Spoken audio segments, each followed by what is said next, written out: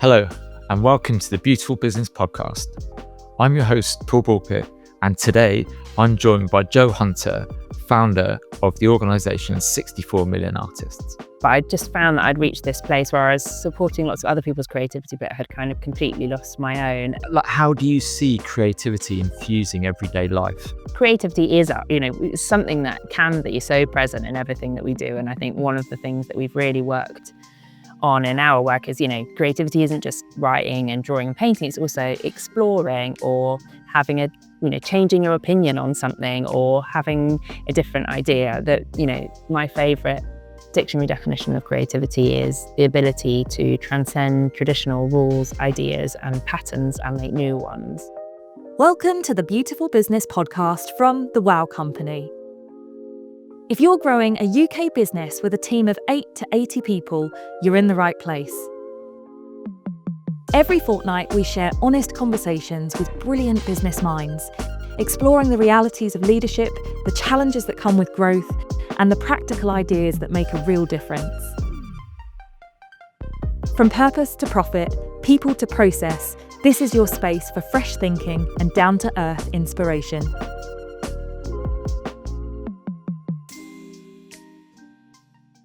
Joe, welcome to the Beautiful Business Podcast. Lovely to be here. Tell us something we can't find out about you on the internet or wouldn't already know about you. I feel like this must be in the internet somewhere, but I don't know if you can find it. But when I was 14, I used to present this program on the BBC called Why Don't You, which is like quite a big cult program. Yeah, I know. Are there still recordings available? I think there must be, but there's quite a lot more famous people than me that have been on it. So if you Google Why Don't You, you'll find all the actual famous people. Then sort of like where do you go from age 14 presenting Why Don't You to like there's nothing left to achieve, is there? The slogan was, why don't you turn off the TV set and do something less boring instead, which I sort of feel is fundamental to 64 Million Artists and everything we've done. So actually, maybe I've just been bringing it into the world in a different way. So Joe, for people that don't know you, you founded 64 Million Artists. For people that don't know, do you want to tell us a little bit about what 64 Million Artists is and what you do?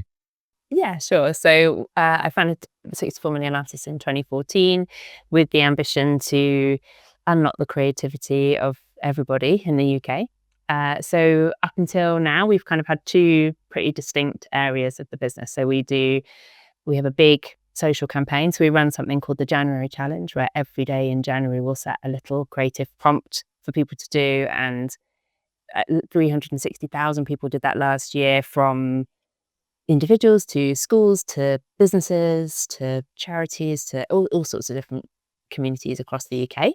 And so, all of that stuff is fun and free and available to access. And then we also work a lot with clients using creativity to support with leadership, with having courageous conversations. We do a lot around sort of co-creation and collaboration and making work environments inclusive and fun. I took part in the January Challenge back in 2015 with my daughter. So I was an early fan of yours, so it's really cool to see how it's grown to this. So how did that so did it start with the January Challenge, or did you have a bigger dream when you set out? Yeah, so basically I was born out of a kind of personal experience I had where I was I was in a role. I was working at Battersea Arts Centre in South London at the time, and which I felt should be my dream job. I'd always worked in the arts. I was kind of really passionate about their work, but I just found that I'd reached this place where I was supporting lots of other people's creativity, but had kind of completely lost my own. And I was also, I was having a difficult time. I'd just come out of a big relationship. I was really struggling with my mental health, actually experiencing quite a lot of kind of panic and anxiety. And so I took a month off work and I asked different people to set me different creative challenges to do every day. And it was just this moment of feeling like so free and so like I felt so much more connected to myself, because I've been someone that was really quite obsessed with being perfect at everything and being very successful. And actually I was quite good at that. So then I'd kind of got into this mode of being that was always trying to achieve more and be a certain way. And I was exhausted by it. And I think that what was causing the anxiety, this like constant background thing of I must do this or I must be X. And so this little, seemingly innocuous thing of just trying something new every day, but not being afraid to fail or, be scared of risking that stuff, really kind of opened me up. And I just thought, oh God, this is what creativity is about. And actually I've come into this environment which, in the cultural sector, it's often very much as sort of making art is what artists do. Actually, I was like, oh, we all do this. We all have access to this. We all did this as kids. Why don't we do it more? So yeah, basically the guy that I co-founded the company with, David, initially we were kind of interested in two things, I suppose. Like, how do we kind of create a campaign that across the country that really gets people actually doing? So rather than saying, oh, you should value culture or it should be like this, it's like, actually, how do you get people experiencing their own creativity? Because that's when you see the benefit of it. So the first ever January challenge was just really me saying to my mates on Facebook, does anyone else want to do this? I just did it in May or whatever the year before. I've got quite a lot of additional challenges still up my sleeve. Does anyone want to do them together? And I think we had maybe 200 people or something the first year, and then sort of steadily doubled our numbers year on year. And then, those numbers got exponentially bigger. But yeah. So what point did you realize that there was like a business beyond this January challenge that you did with some of your friends on Facebook? When you start off in the subsidized public sector, it's a really interesting thing because, what we started effectively was a project, and we did and then after we did a couple of things like that, we applied for a bit of money for some funding, and we got some funding, and we built a project like that. And that felt really exciting, and it felt like a real experiment, because it was just like, oh, we're just trying this thing and it still feels fun. It feels like an art project, essentially. So I think probably one of the kind of big turning points was we were commissioned by King's College London to come in and do a piece of research looking at kind of like, how do you kind of cultivate an environment around creativity in any university? Because you think really a place of learning and research should innately be creative, and yet there was this sort of incredibly strong hierarchy and lots of bureaucracy and lots of people not being very creative. It was really amazing. And at that point, because we were meeting people from across the whole place, we were approached by their kind of research development team and their organizational development team to develop a program for sort of senior researchers, essentially, sort of helping them develop their creativity in order to develop their next big idea for research. And it was this really interesting moment of, I have lots of expertise in leadership development, and I loved supporting people with their own sort of personal development as well as organizational development. And yet that's not what it had originally been. It was like, oh, we're doing this sort of fun art project. And then we were like, actually, this could be a thing. Like, we can make a business. This is something we can do. And so we were doing bits of paid work, but really this was the kind of first big opportunity to say, actually, we can do this. I can go full time. At that point, the guy that I'd started visiting this business with, who didn't want it to be his business, then became the chair of the organization. And it was this really exciting moment of like, actually, I really wanted to make money out of it. We're a non-profit organization, and we've still been a non-profit. But actually, that kind of exciting thing of like, actually, one of the real tests of value is people giving you money, to pay for the thing that you do. And actually, in the subsidized art sector, it's often not like that.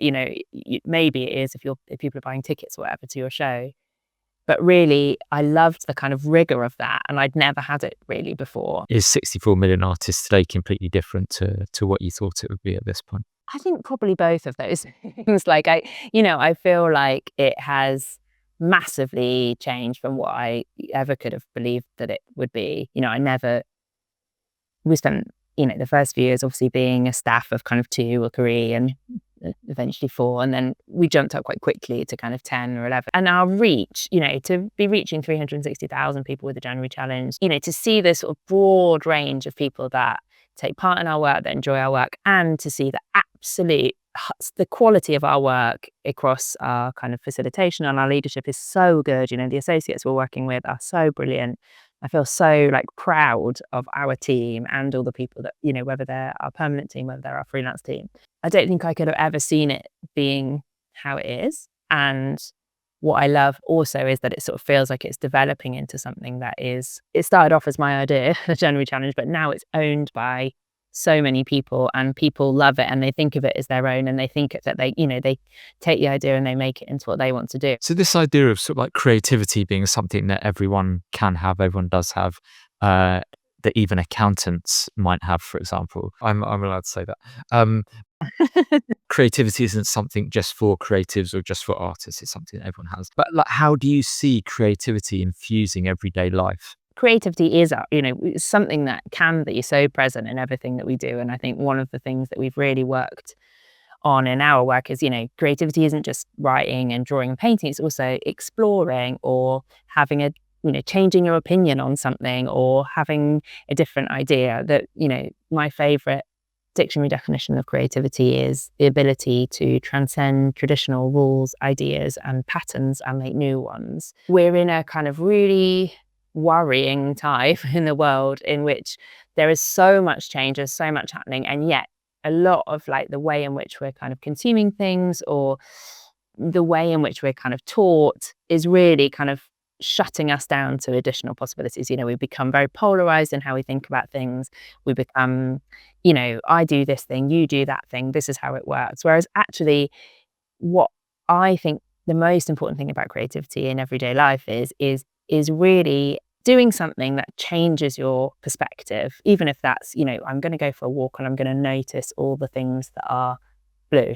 You find, just like you introduced me and you asked me to say something that people wouldn't know about me. Like when you invite that sort of creativity or that sort of little moment of sort of vulnerability or difference, you're kind of cracking that very linear space that everyone's in of doing that thing that we always do. And I think that's what we're always trying to achieve. We're not saying, oh, you've got to have this amazing creative revelation where you suddenly start painting and you become a painter. It's like, actually, no, what we're trying to do is try and just fractionally shift your perspective, or fractionally open up a little part of you that's been closed, or fractionally connect you to someone in a way that you haven't been connected before. And that's what I think the real sort of magic of everyday creativity is.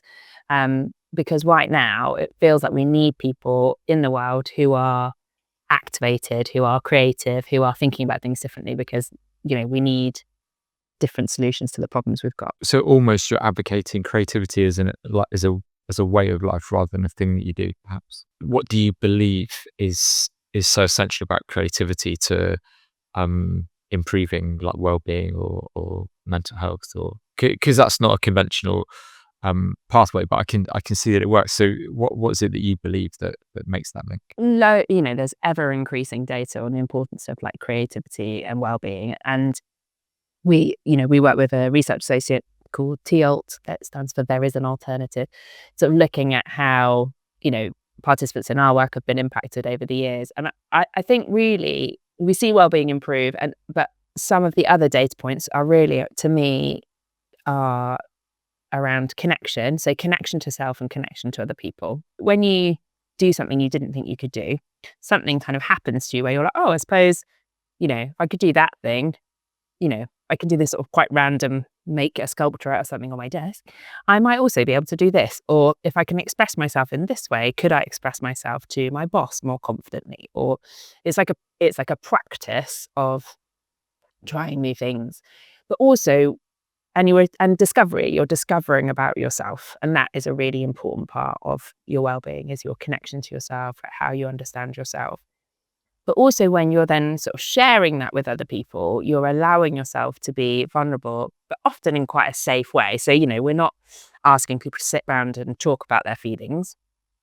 But often when people are sharing something that they've done, you do discover something new about them.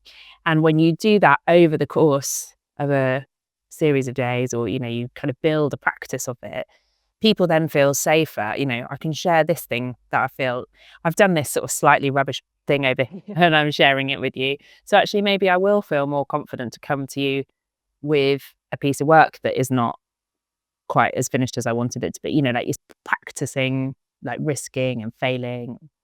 So I think, again, to me, a lot of the issues that we have in, a huge crisis of sort of mental health and burnout and stress, a lot of it is around our perceptions of ourselves in relation to the world around us, like either thinking, oh, there's all these expectations on me, or thinking, oh, I'm just not very good at this, I'm feeling down on myself, I feel upset. Whereas to me, what creativity is doing is it's helping you understand helping you with the internal stuff, and that it's helping you understand yourself and express yourself.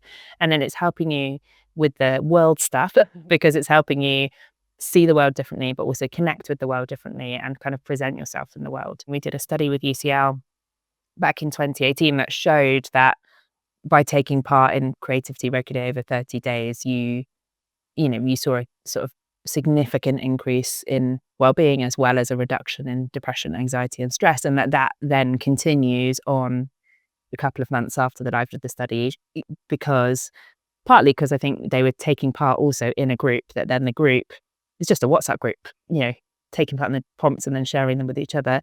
But that group went on to continue. I've seen so many incredible projects over the years that have been incredibly intense and incredibly deep and, really changed people's lives.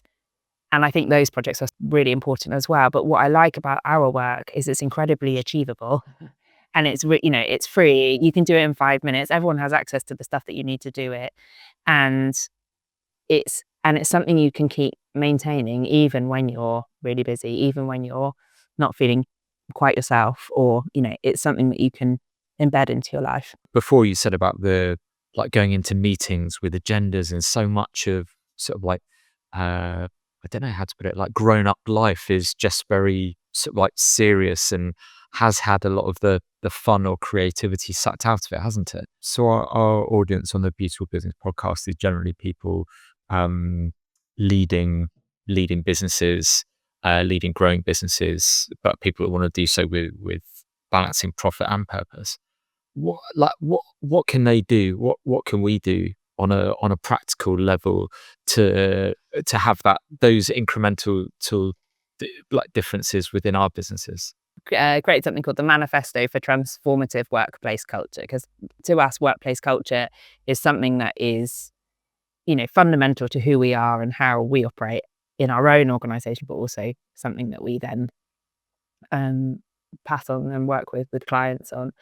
And the first one of those is about developing a practice of everyday creativity and thinking about how can you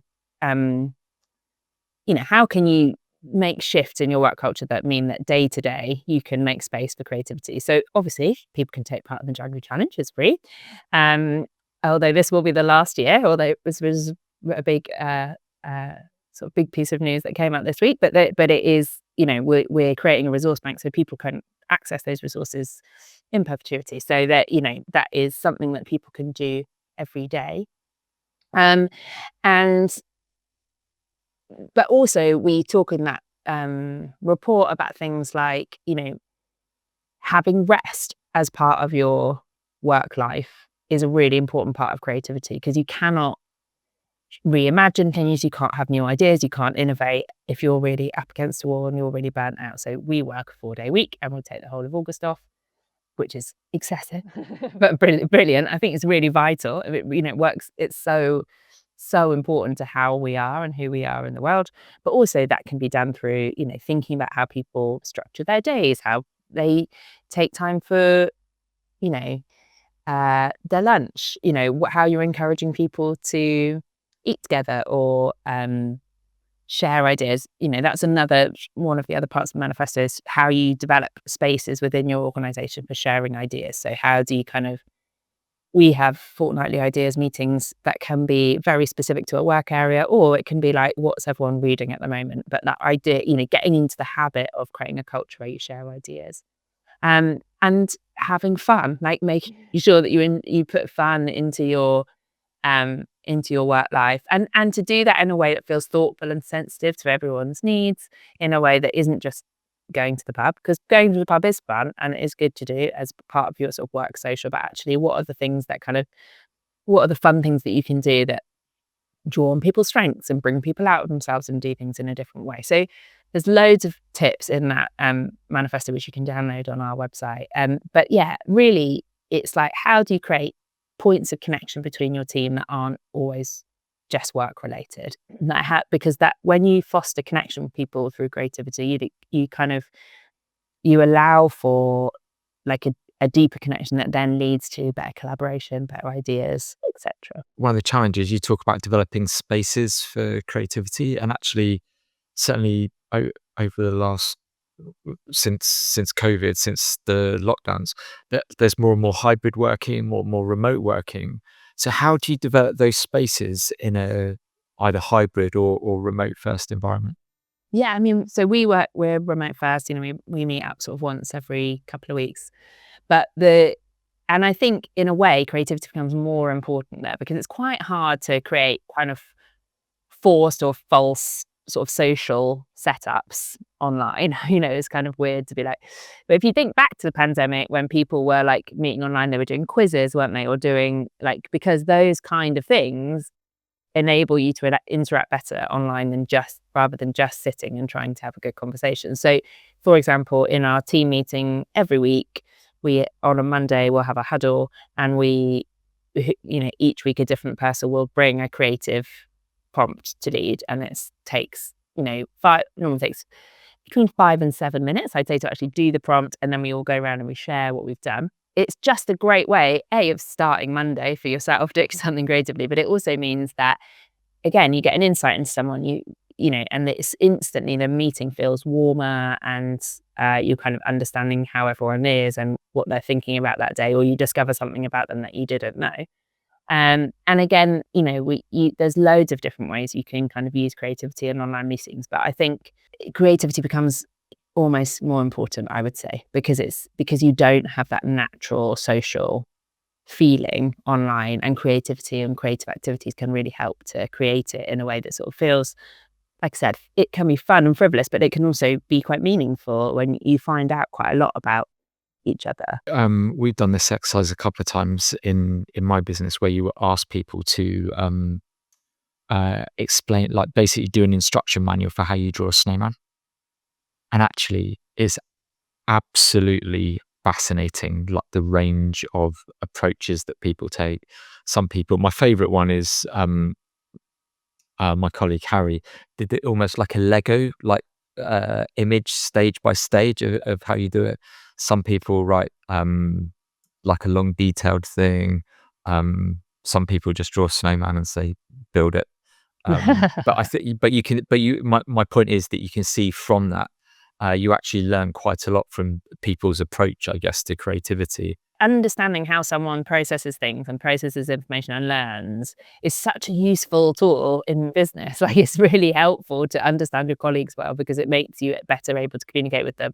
And yet doing creative stuff is a really great way of understanding how someone comes at a task, or how someone's brain works. When you're sort of like 2 or 4 people, it's quite easy to, like, you lead with passion, don't you? You feel like you're on this crusade or something that you're leading. Have you, as the organization has grown and over so many years, how have you been able to kind of keep that original passion, kind of like the crusade, alive, if you like? I think for me as a leader, it's been a real journey from initially being very kind of outward focused and very focused on the campaign. And then as we took on more client work, I initially was doing a lot of that client work, and then obviously the bigger that we got, the less I was doing, and I became very focused on the team. And I think that became my real passion, was like how to really grow a team and really understand how they work, and how are you not just doing a decent job, but actually, in the manifesto we call it radical care for people. Like, how are you actually putting people's needs as an absolute equal, if not ahead of, the business need? Because I think so often when we encounter problems in a business, it's too quick that most people will focus on what's the business need and how can the person's need fit around that. Whereas what we always say is the person's need should come first, and then can the business accommodate that? And if not, of course, there's a conversation to have. But but really it should always go that way round. And that I've become over time really, really interested in that. And so it's been amazing journey to kind of build and grow that team, and to really keep being people-centered, and absolutely people-centered, not pretend. There's lots of people, I think, who talk about being people-centered who really kind of aren't. They're people-centered until their profit is affected, and then they're not anymore. Whereas I think for us, we really have been. And it's a very, very different thing, and it's a very, very different role. And obviously we talked in the pre-call, but this week I have announced that I am stepping down as CEO, and part of that is because I have loved it and I'm hugely passionate about it, and I sort of feel like really it's not a role that I can do in any way half-heartedly. Like, I feel really passionate about it. And actually what I miss is being back in the room with people, with clients, with kind of facilitating, learning new things. And I think the CEO's job should be, shouldn't necessarily be doing that. It should be doing what I have been doing as CEO. But personally, I want to now get ready to be back in the room again. And so it's a really big step, and it's a big thing to realize, that I've built something that I'm so proud of, and to then be like, if I want to continue to be proud of this, I don't want to be the person that runs it. How long did that process take? Like, I assume you didn't wake up one morning and think, do you know what? I'm done with this. Yeah. How long was that? So, like, from maybe like an initial realization, or was there some sort of like dissatisfaction that you had? So I definitely for a while had been thinking that, and I also I have 2 small kids, and my husband at the time had very poor mental health. So I've often been looking after both my kids and him, and then we separated last year. And I think during that time, then being in an incredibly people-focused environment where I was taking responsibility for all of the people in the team and my kids and the relationship at home, and felt like a lot. And I think during that time, I really felt like this doesn't feel right in the same way anymore. But what I think I felt was, there could be another way of doing this, and this could work differently. And we brought in a chief operating officer who came in about a year ago, who is amazing, who is brilliant at all the things that I am not brilliant at, like the figures and the the long-term strategy, etc. And I think I've said to her, though I don't know how soothing it is, but I've sort of said to her, in a way, she was everything I needed it to be, and that thought still didn't go away. I thought that I could solve it by changing the leadership structure and changing things around. But actually, interestingly, once I, having felt pretty rubbish about myself for a couple of years, having a really difficult time at home, I was starting to feel much better about myself sort of in spring of this year, and feeling like, actually, I'm all right. I'm pretty good at being a mum, and I'm pretty good at my job, and I like all this stuff. But actually realizing I wasn't doing the stuff that I was really, really passionate about. And, it's also been an incredibly difficult time to run a company, like it is, these things change. That actually are, the profit making side of our business is doing extraordinarily well, considering a lot of the work we do with universities when the university sector is falling apart. But because the cultural sector is also falling apart, then sort of trying to maintain the public program at the same time was also really hard. So yeah, I think once I made that, I started to come to terms with that decision, and I did a personal development program with an organization called Concord Institute, I think in end of May. And it sort of really became clear to me then that was the right decision. So I told my COO the following month, I think, and then we started to sort of begin that process of planning and thinking about what was next. So yeah, it's probably been a long time coming. But actually then the actual process has gone more quickly than it might have done. So yeah, I suppose from end of June to the beginning of October, it's when we announced it. And so when you made the announcement, or when you actually once you made the announcement and it was out there in the world and everyone knew, how did you feel afterwards? What emotions? I mean, it's Thursday and we announced on Monday. So it is. Oh, I didn't realize it was only this Monday. Oh wow, this is brilliant. This is brilliant timing. How do you feel? It's a strange feeling. I think the biggest feeling is so basically what happened was, after I said I was leaving, we spoke to the board, we spoke to the leadership team, and there was a couple of other personnel changes that were happening anyway in the public programs side, so the January challenge basically, and the rest of our public work. And basically what we decided when we were thinking about, well, what does a new structure look like? How does this work? We took the decision as a team and as a board that really, in the current climate, trying to maintain the public program alongside the rest of our work was too much of a challenge, and was too much to kind of saddle someone else with coming in new. And I think, it has been a really interesting thing to run a social enterprise in which that has felt at times quite separate, both sides of those businesses. So, some of the things that we were exploring are, should we separate them more? Should we try and wrap different things in different ways? And I think ultimately we came to the decision that really we'd had an incredible 12 years with the public program. It was so much bigger than we ever thought it would be. We've got this incredible legacy. We've also got all these tools that really are, free and usable by anyone. So whilst, we love having a public program, we love doing all of this stuff, really all of this stuff is doable by anyone if we give it away generously and for free. So we took the decision to close the public program. And so on Monday, it's a sort of dual announcement. I'm stepping down and we're closing half the company. So that I suppose in a way is a challenging thing, because those decisions are linked, but they're not, I'm not leaving because the company, was struggling. It's sort of like, actually, I was leaving, and then actually we took this decision because it felt like the right decision to make. So those things are conflated, rightly. But so it was a kind of interesting thing. Like, I don't see the closure of the public program as a failure at all. Like, I think it's, you have to end things. Often people run things for far too long and they lose their quality. And I genuinely feel really proud of making bold moves and taking risks in going out the way that we always have done. And because also you can already see the positive effect it's having on the other side of the business, which is much more buoyant and which is great. And it's hard.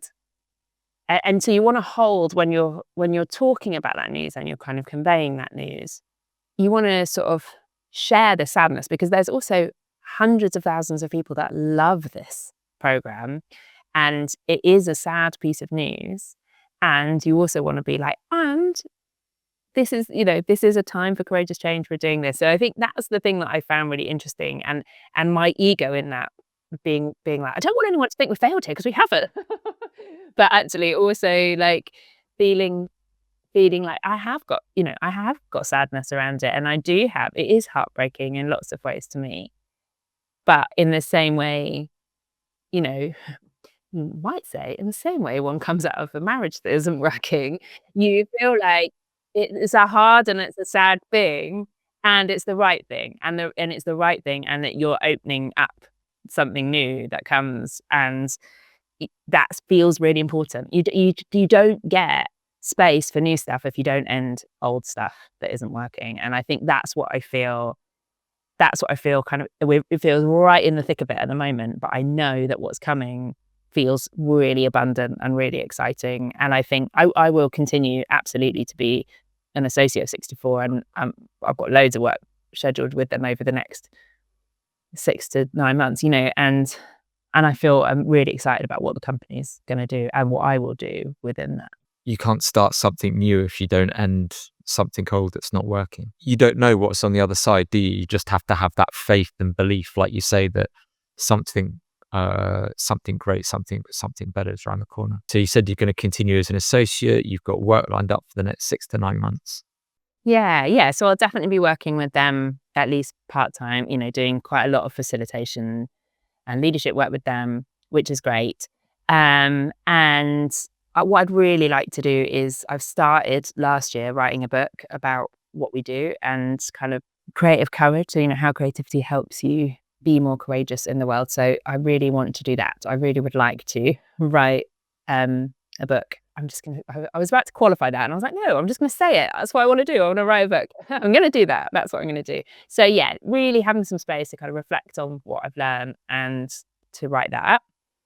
But also to begin to explore new areas of work around, I think I'm always going to be in the field of creativity. I love speaking about creativity. I love writing about creativity. I love facilitating people in creative ways to have different conversations. And I think that's the things that I'm going to be working on in various shapes and forms, really, but just with more of a sense of independence and freedom that also allows me to, do a bit of facilitation, but also be at home when I need to, because I am a single parent of 2 small kids. If you took any fear of failure away, or if you knew you couldn't fail, what would you do? What would you do next over the next sort of 3 to 5 years? I think I'd be Brené Brown, probably. I think I'd like to, but she's done that already. But yeah, I think what I'd love to do is kind of, we've got a lot of decent data from what we've done over the last few years, and I think I'm able to talk with a lot of confidence around what creativity does and how it works. But I'd love to really feel like I could, and really do all the reading. I haven't read a kind of nonfiction book in a really long time. I want to kind of really feel like I can. It's funny, isn't it? Because I think in some ways, I know this stuff through experience. I don't necessarily need to read all the books, but to kind of really get a strong sense of, to be able to talk to critics of this kind of work really confidently by saying, well, no, actually, I know because of X, Y, and Z. And then I think I would like to be writing and speaking and campaigning about creativity. That's what I'd like to do. And I think I will always be wanting to do client-facing work, facilitating people in groups along the way. And I also don't know, because there is another true answer to that question, which is, it feels scary in this moment to lead. There are, in my small corner of the world, there are lots of people to whom I am Joe Hunter, CEO of 64 Million Artists, and that I've got a lot invested in that being my identity. And now I'm not always be the founder of 64 Million Artists, but it is scary to go into this moment and say, I don't 100% know. What I know I need to do is kind of really spend some good reflection time and really feel stimulated by working with interesting people on interesting things. Those are the 2 things that I want to be doing immediately, and earning some money. So I need to do that. But but really, I feel like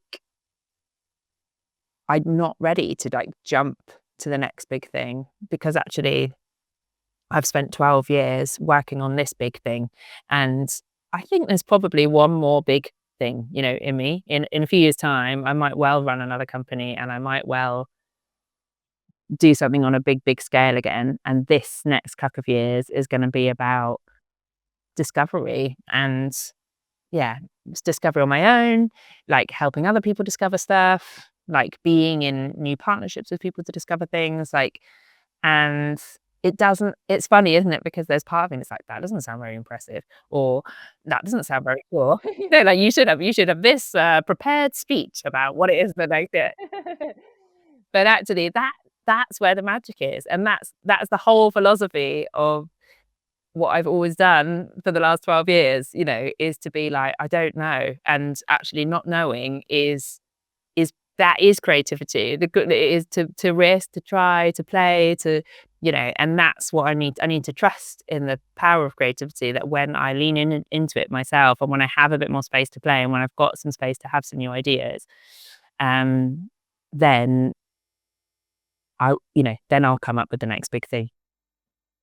Well, yeah, indeed. And you also said in your manifesto that one of the pillars of your manifesto for workplace culture, one of the pillars was rest, right? And after founding an organization, growing an organization, running an organization for 12 years, you probably earned yourself a bit of space, the right to have a little bit of space to like reflect and think about what comes next. So obviously early days, considering that you made the announcement 3 days ago. But this has been a long time. This has been a long time coming. Is it? And I'm sure that there's other people listening to our episode here that have been are currently in a similar situation, having similar thoughts. What advice would you give to someone else who's maybe sort of like 6 months behind where you are now? It will never feel like the right time or the right decision always. Like, I think it's quite that I waited a long time because I wanted to feel really sure. And I think, there are days now, where I'm suddenly like, what am I doing? This is a terrible idea. But actually I always come back to, no, I've definitely done the right thing. But I think when you've founded something, or even if you're leading something, it's a really hard thing to do. It's a hard thing because it will be logistically complicated. It's a hard thing because you want to leave a legacy. It's a hard thing because ego-wise, it will make a big, a big difference to how you perceive yourself. What I would say to anyone in this position is create some stillness for yourself or some creativity. Like use some time to draw out how you actually want to be, or spend some time talking to a friend, or go for a really long walk and collect objects on the way that help you think about what you'd need for the future. And then you'll know if it's the right thing. And actually then, as long as you're acting with courage, acting with kindness, acting, with curiosity about people, you'll always be able to lead that transition well. Like, you could, and none of us are irreplaceable. It is, we like to think we are. So important to be clear and courageous in the way that you communicate things, because I think so often we think we're being kind by saying, oh no, I'll take on everything for everyone else, and I'll do this, don't worry about it, I'll hang it, and probably, if I'm really honest, I've done a lot of that in the last year, and it isn't helpful. It isn't helpful to anyone if you suck up everyone else's stuff and then don't process it well. So actually, to follow your own needs in those moments is really important, and it's a really brave and courageous thing to do. It's not walking away, it's not failing, it's a really brave act to leave something you've started, or that's something that you've been leading. Yeah, I completely agree about the courageousness, because like if you look at the language that's used, I think maybe we said this before, the language that's used is around stepping back or stepping down or walking away. Beyond sort of like the near term, how do you see the future of sort of like creativity fitting into work? Like even with AI, sometimes it feels like I know there's a lot of talk about AI like killing creativity.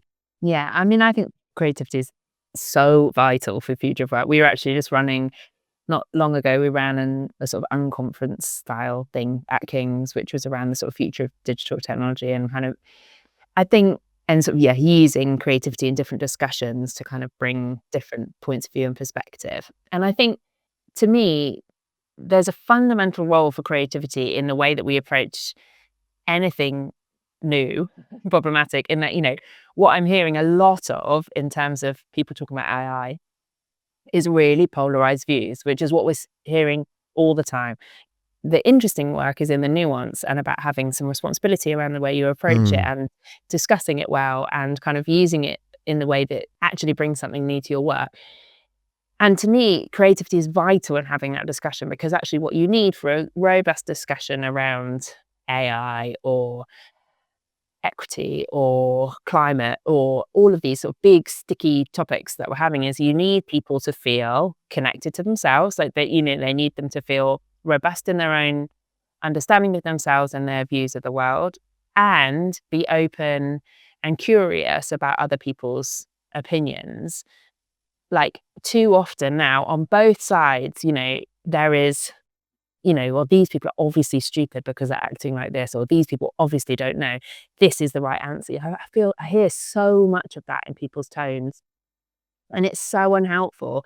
We feel drawn to the people that we side with, because we're like, oh great, well, these people are the right people. I was with a colleague the That other day meets who our was saying, worldview. Yeah, yeah, yeah, yeah. exactly, like, oh well, they're the good ones, and you're like, no, like, they're all good ones. It's just that guy doesn't agree with us and this guy does agree with us. Like, so actually they're perfectly equal people.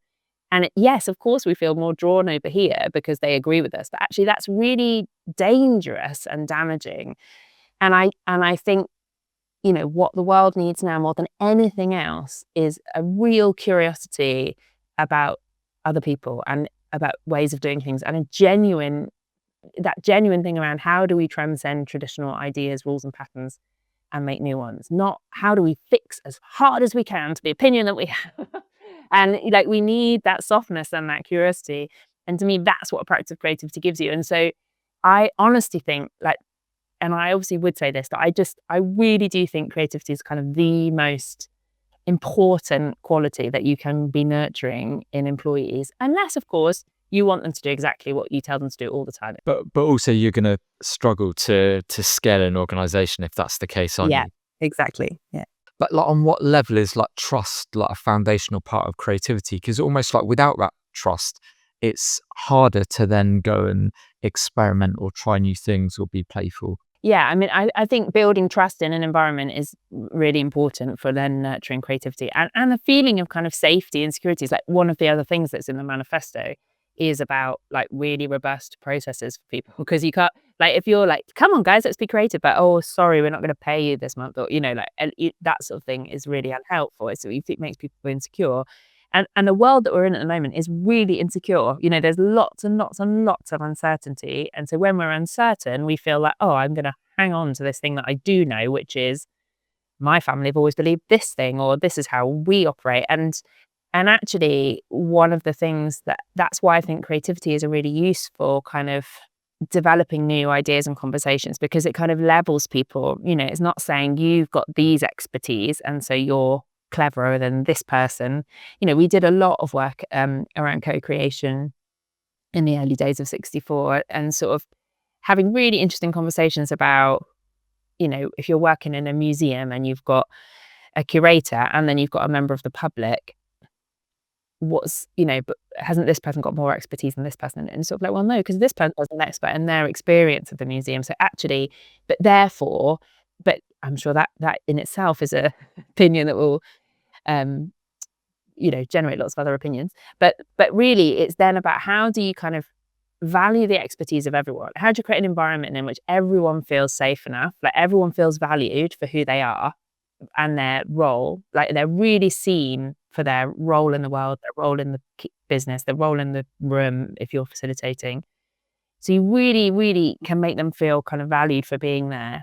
Then you can start to say, and actually, let's discuss this. And so absolutely, it's about creating an environment that has trust. And I think one of the things that we've always said about creativity is it's both the thing that can create trust and then the thing that you can do more of if you have trust. So if you use creativity, it can help you build trust. And then also once you've got trust, you can have more creativity. So it's kind of like a circular thing. Definitely, one of my takeaways is I'm going to go and download the manifesto for workplace culture. I'm going to encourage everyone to do the January challenge, because I've just found out it's going to be the last ever January challenge.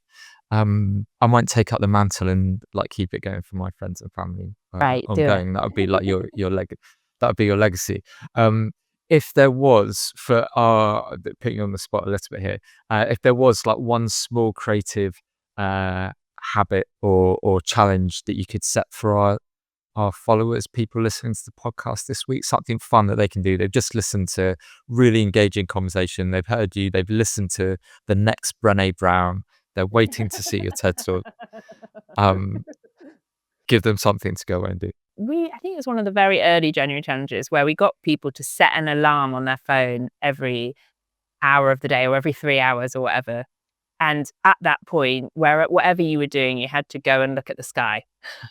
And I did that, and it really, really changed the course of my day. Like, because it was sort of that thing of like, I'm just going to stop the thing that I'm automatically doing, this path I'm automatically on, and I'm just going to look at the sky. And sometimes I would just look at the sky and think, oh, that looks pretty.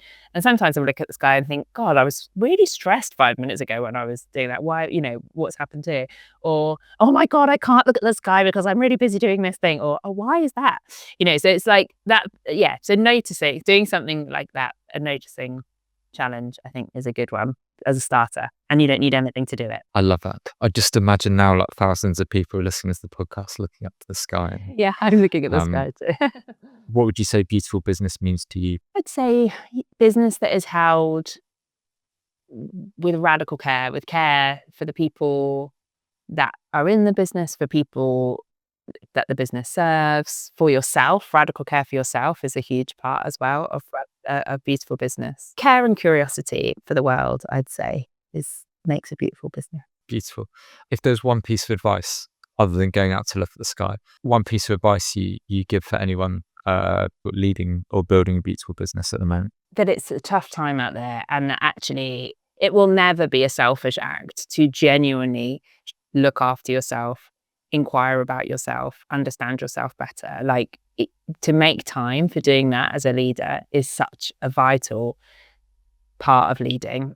And it can feel so easy to do the next task, or listen to the next person's question, or be constantly generating and giving out. But actually you won't be able to continue to grow your business. You won't be able to have better ideas. You won't be able to sustain yourself as a leader if you're not really actively taking out time for your own rest and inquiry into yourself, and that kind of understanding of yourself. It's such a vital part. And I think, yes, for me, I've come to this point where I'm like, actually, I'm going to do that by leading. But I also, I have over the years taken sabbaticals to do that. Because I just think it's really crucial. You can't. There is an absolute time limit on constantly giving out and leading at 100% all the time. That's lovely. Thank you. I completely see that, and I think anyone listening to that will see that too. Jo, thank you so much for joining us on the podcast. I've absolutely loved talking to you. Thank you for being so open. Thank you for talking so with such vulnerability. I hope everyone else listens to this, and thank you so much. Thank you so much, Paul. Thank you for listening to the Beautiful Business Podcast. If you've enjoyed this episode, then please remember to subscribe and leave us a review. For more advice and practical tips on what it's really like to build a beautiful business, visit our content hub at wowco.uk/hub, or check out the link in the show notes.